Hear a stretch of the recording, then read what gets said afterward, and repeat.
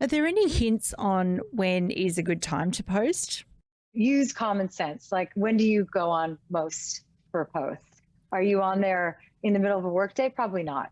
So lunchtime, maybe 12 to 2 areas. Maybe that 5 to 6 to 8 bandwidth in the evening where people are kind of coming home from work, checking their phones on Instagram and stuff like that. Again, the analytics in Instagram will show you when your audience is most online and most interacting with your content.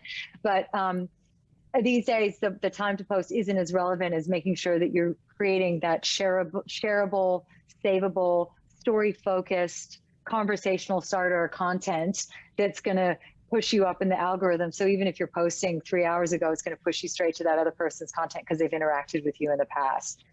So the other thing I would say, one of the first things that came to mind instead of over the frequency of posts was the community engagement piece, which I think people don't focus on enough. And it's probably the easiest piece to do because you're not having to create your own content. The piece where you go in and you see somebody's post, then you meaningfully comment on it rather than just chuck in a smiley face or a heart emoji. It's like, I saw that you ran 10Ks yesterday. That is awesome. Where did you run? How do you find that running track? And then all of a sudden you've started a conversation with this person online, trying to make a deeper connection. I think if you can do that regularly in your stories, on Facebook groups, if you're on Facebook, in Instagram hashtags, if it's local area hashtags, if you can comment even on strangers' posts that you find interesting and put something meaningful in there, you're going to open up a dialogue with somebody you've never had a dialogue with before. And that's your foot in the door.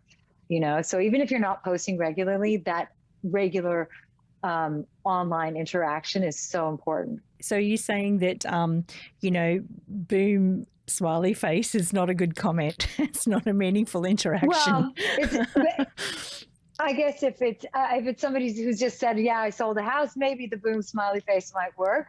But, also saying boom smiley face, that is so cool. Have you sold any other houses in the area? Or, I've got a house for, listing or for lease down the road. Can you give me some information on X? You know what I mean?